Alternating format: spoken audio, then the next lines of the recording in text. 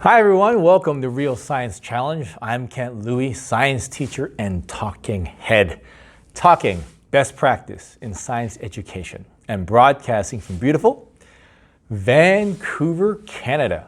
Now, are you, like me, using strength-based comments and finding that they're taking a lot of time to produce?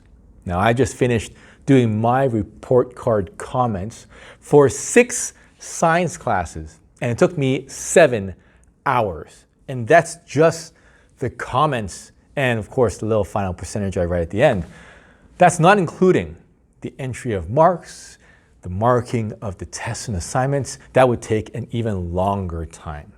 Now, it takes this long to write strength-based comments because of the format, which we'll get to in a second, and because it's difficult to find comments that match the strength-based comments format from a traditional comment bank. I mean, by the time you sift through the traditional comment bank, you might as well write your own comments.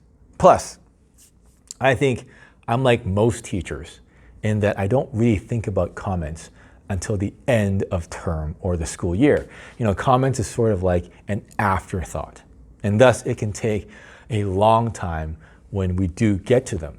So therefore, this time, at the end of my experience at 1 a.m. in the morning, I realized I had it all backwards and figured out what I'll be doing next time I have report cards to do, which will be in a couple of weeks because I'm teaching summer school because I like to torture myself.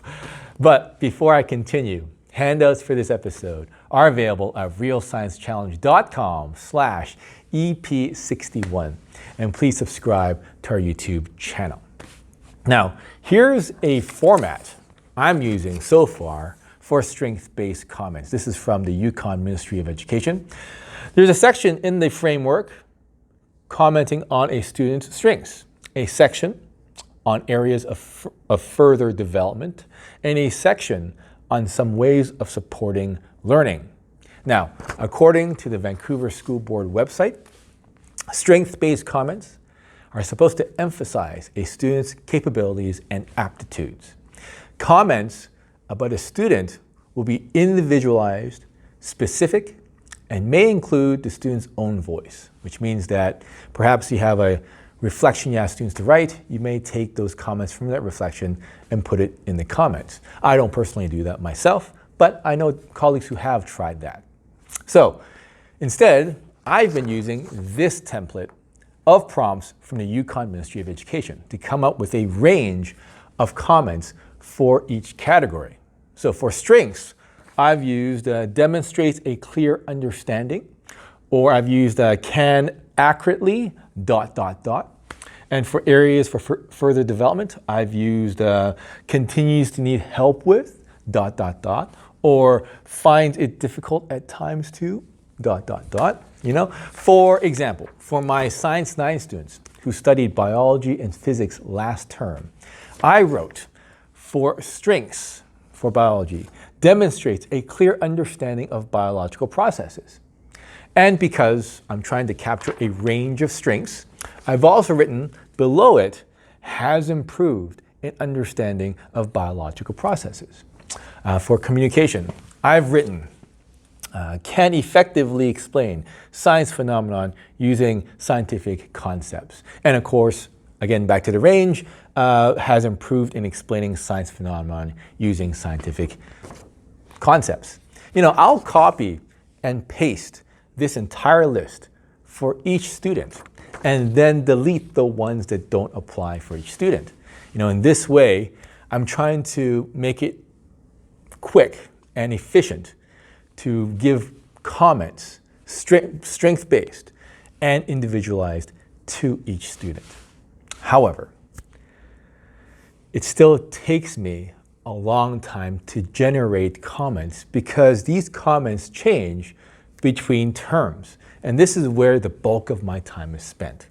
The copying and pasting and deleting is easy once I get there, but it's the writing of the range of comments that takes time because these comments, again, need to be specific and individualized, and of course, timely.